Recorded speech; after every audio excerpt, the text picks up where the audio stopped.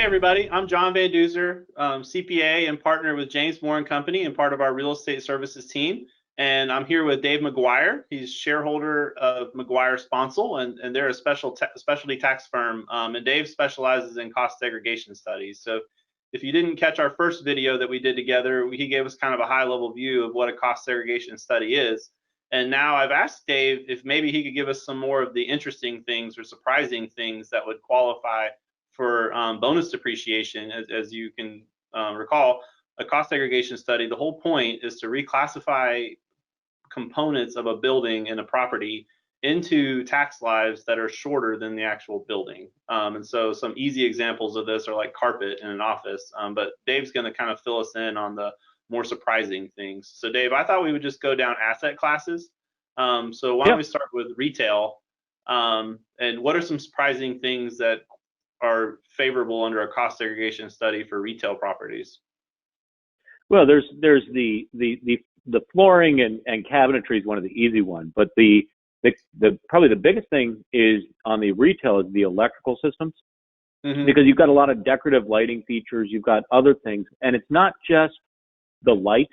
So, for example, I'm sitting here and I've got sconce lights behind me. This was in a retail establishment. Those sconce lights would most likely be considered decorative because I've got other lights that are just turned off right now, and those would be considered decorative. But it wouldn't just be the sconces. It would be all the wiring behind the wall that's feeding the sconce. So it could be the sconces. You're doing food production it could be the gas lines for your fryers and your ovens. But a lot of those hidden things behind the walls qualify. But then probably the biggest thing right now is the change under the Tax Cuts and Jobs Act, but then also the CARES Act to update for what's called qualified improvement property, which is non-structural improvements to the interior of a building after the building's placed in service. And when I say non-structural, I'm not talking about the standard real property versus personal or long life. That could be every piece of drywall, every light fixture, everything like that inside the building that's not holding the building up would qualify for bonus depreciation right now. Right. So if you had a building, and just for fun, we'll play an exercise here, and it's a quick service restaurant, and you build the building from the ground up, and you have it first placed in service with a tenant. Your methodology is going to be to go through and identify the sconce lights, identify the specialty electric, the specialty things, and everything else. Now, if this is the second tenant in that same building, you almost get an easier task, right? Because a lot of that interior stuff is qualified improvement property by definition, so it makes your job almost a little easier. Yeah, not only that, but then when they do that, the stuff that was left behind by the old tenant, if I'm the landlord and I put it in, I can dispose of it when I do that. So let's say the last tenant left up drywall and I need to tear down all that drywall, or I need to take off the facade of the building to put a new signage on the building, or you know what, my new tenant, he doesn't like the brick look of the old tenant. He says, let's take the brickwork off the front of the building and change that to a wood paneling. Well, the removal of those assets, not only can we potentially accelerate some of the assets we're putting in, we can also dispose of some of the assets being removed. Right. And so that was one of the core tenets of the tangible property regs, is a partial asset disposition, right? Where you can actually go in.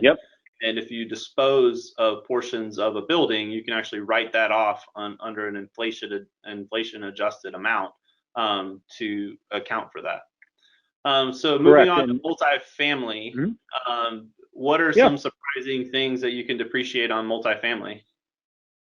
Well, multifamily, as we kind of mentioned in the first video, parking lots and some of the outdoor stuff becomes one of the critical things there. Because depending on what's going on, what we've seen is there's a change in what multifamily looks like. You go back 15, 20 years ago, and multifamily was, we're going to put an apartment here. It's going to be a pretty base level apartment. We'll have a few amenities, but nothing too spectacular. Newer complexes that are being built today often have social spaces. They have a movie screening room. They have bigger pool areas with barbecues. And a lot of those areas are all full of personal property. Or land improvements, where the built-in barbecue and the pool that's all outside, you're going to have a huge amount of land improvements there. You've got a screening room in some of them where you've got wiring for that, you've got TV equipment, and you've got the wiring and the plumbing we mentioned in the retail. But then you get into the actual apartments and a lot of the flooring systems, a lot of the cabinetry, those types of things in the kitchen, a lot of, obviously you have the appliances. And a lot of times people go, well, I moved the appliances, but what they miss is the things that feed the appliances are there for the appliance. So in other words, if you put in an oven into an apartment complex, it's not just the oven, but the wiring for the oven or the gas line for the oven all goes on the life of the oven. And the same thing would hold true with your refrigerator, with your garbage disposal, with your laundry equipment. A lot of them don't supply laundry, but some of them will have hookups for washers and dryers. All of those hookup equipment can be taken as personal property as well. Yeah, I think another big one, and maybe you can touch on this, is infrastructure. So anything that's on site, how do you kind of classify those? Well, we have to look at what it's there for. So site improvements there to feed the site are there for the site purposes. So the roadways coming in, the parking lots, things like that, those are all going to be there for the site, and they go on a 15-year life. Storm drainage, that's going to go on the site. Now, it gets a little bit tricky when we start talking about incoming power, incoming plumbing, those type of things. Typically, those feed the building in the same ratios that they're there for. But an electrical system coming in, we can take that percentage of that electrical system that's feeding equipment and separate that out, and that creates an opportunity. The other thing that's interesting about apartments is not necessarily ground up apartments, but where it gets really interesting is if you have a conversion of a mixed use facility to apartments. So let's say I've got an old loft style building that I'm renting out to people for office space. And I decide that, you know what, in my metropolitan area, residential is much more profitable than office space. Well, residential gets this preferential life of 27 and a half years, but you don't get that until 80% or more of your income is coming from residential. And that qualified improvement property we mentioned in the retail, that is only available to non-residential real property. So that means as long as I'm getting less than 80% of my income from residential, so if I'm getting 50% of my income from commercial, so from retail space or office space, et cetera, then the conversion of those apartments from office to residential is most likely going to be a 39-year asset or a 15-year QIP. So a large portion of my renovation of my building is going to be bonus eligible. So I know of already investors that are looking at older commercial spaces, keeping some of the commercial tenants in there, converting them to residential, and during that conversion period, watching their rents so they can take a huge partial disposition, a huge amount of QIP as bonus eligible and get that deduction during that transitional period. Right. So they're taking that mixed use where you have a first floor retail and then, 2, 3, 4 stories of residential, and you're playing the gross proceeds game with the rent between residential and non-residential to decide the tax life for the whole building, because you can't split it out. Yep. And the nice thing about that is that becomes a change in use the year it switches over, so you don't have a recapture penalty. Right. So a lot of these things you get recapture penalties. There you don't, because it becomes a change in use. Yeah, and so that the significance of that is prospective, right? So you just say, oh, I got to change the life, and then you keep on going. So, so in the office realm, what's surprising about offices? Well, and that's some of the things we were pointing out with the decorative sconces.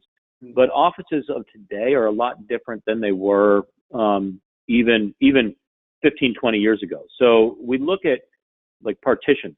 What type of partitions are we using? Are we using pre-manufactured partitions like glass partitions that are potentially movable and can be moved around the office? What type of wiring systems and data systems do we have going through? You don't put a phone system anymore. You just put in computer wiring. I don't know about your office, but 90% of offices nowadays, it's just voice over IP. So you've got one computer cable going to that room. So all of that goes on a 5-year life. A lot of the carpeting, things like that, can be renovated as well, can be accelerated as well. and then you get behind the walls, depending on the type of office. You might have things like sound attenuation systems, where you've got, it's really just speakers throughout the building to mitigate the dispersal of sound throughout the building. All of that becomes personal property. And once again, then you've got the specialty things like parking and parking lots, other things, and especially when you get into bigger, if you're an investor in real estate, then you've got to look at that qualified improvement property again. And I know we keep bringing that up, but I think that's a key thing. And really the balance there is working with your 163J, which I'm sure you've talked to people about before, your interest limitations. Right. And making sure if you want to take your qualified improvement property as bonus eligible, you don't want to be electing real property, trade, or business, because then you potentially lose the ability to take bonus on qualified improvement property, but you get to maximize your interest deduction. So there's a balancing act there, and that's where people like you get involved and actually say, okay, if you go this way, you get this amount, and if you go this way, you get this amount, and that's where it becomes really important. Yeah, and that's an analysis we do all the time, and you kind of, it's again a facts and circumstances thing on which one's better or which one would be more beneficial. But that's definitely one of those considerations. So what about industrial? Industrial, the biggest thing on industrial tends to be the specialty system. So think of a manufacturing plant. Where do you spend your money on a manufacturing plant? You spend your money on a manufacturing plant on your mechanical systems, on your plumbing systems, on your electrical systems. And what's interesting on electrical systems when we get into industrial space is there's a court case called Scott Paper v. Commissioner. And so what Scott Paper v. Commissioner said is that you can analyze an electrical system. Can't do it on the rest of the systems, but specifically on an electrical system, you can analyze it based on the load usage of the system. So we can go in with our team of engineers and we can look at the electrical system for a manufacturing facility and say, okay, 60% of this electrical system is designed only for equipment loads. And then what we can do is we can then go to the electrical contract to build the facility or the total electrical cost and take 60% of all of that electrical system as personal property. And so when you start talking about let's say you have a manufacturing facility that costs $10 million to build, that could be 20-30% of that cost could be tied up there. We've been seeing a lot we have a food production facility we just looked at. And I would say it's probably about 35% of the food production facility was just related to the electrical cost. And of that, about 80% of it was personal property. So, because they have specialty HVAC systems, because they had cold storage, all of that's running off high-end electrical. They've got a lot of equipment that they are doing. Some of them, it really depends on the type of food production, but in this case, they used a lot of electrical. Some of them use a lot of gas. This one happened to use a lot of electrical. All of that was related to personal property. But if they had been using gas cookers and other things, the gas lines would have been. And what you have to look at the interconnectedness of the assets. So an electrical system or a gas system or that's feeding a piece of equipment, if the piece of equipment is there for the production of income, so for example, a gas line coming in, if it hits a piece of equipment that's there to cook tortillas on an industrial scale, that gas line goes on the life of the piece of equipment, whereas the gas line is there to hook up to a heater that's there to keep everybody comfortable on a cold day. That goes on the heater, and that's part of the building. So you've got to look at what each piece of equipment's doing and where they branch off from each other. And so our team is all engineers, so we get into the nitty-gritty of, okay, what type of a plumbing system are we using? How big's the gas line coming in? How big is the branch gas line coming out? And those kind of things. All that exciting stuff that people want to hear about. Yeah, and that's why you don't DIY a cost segregation study. You really do need that engineering expertise to do it right. And so kind of wrap up, what other kind of asset classes have interesting nuances? A couple that come to my mind that we talked about in the last few months was timber, and the ability to maybe look at any improvements, roadways within the timber tracks, or golf courses if they're a modern green, just any kind of other asset classes that may have an interesting kind of tidbit. Yeah, golf courses get interesting because specifically with the golf courses, we have a situation with golf courses where there was some guidance that came out from the IRS years ago. And really what they talked about is the depreciable nature. You mentioned the modern green. So it's where it's built up. Do they have drainage tile underneath it? Or is it just they piled dirt? If they just piled dirt, there's not much we can do, but it's when they get into a depreciable asset, and that actually holds through with a lot of land improvements. We can start looking at that when it comes to retention bases, things like that. The one that actually a lot of people are finding interest in right now, and we're having a lot of conversations with, is asset class 57.1. So when we're talking about asset classes, we're specifically talking about revenue procedure 8756, which sets the depreciable lives for assets. And there's an asset class 57.1, which is petroleum marketing, which includes gas stations. As long as 50% or more of their sales or 50% or more of their floor space is dedicated to the sale of petroleum-based products, so a gas station typically, if they meet that criteria, that's a 15-year lived asset, and the entire thing is eligible for bonus depreciation. Yeah, so we've seen people actually, I have actually clients right now looking to offset income and buying gas stations primarily for the goal of offsetting income.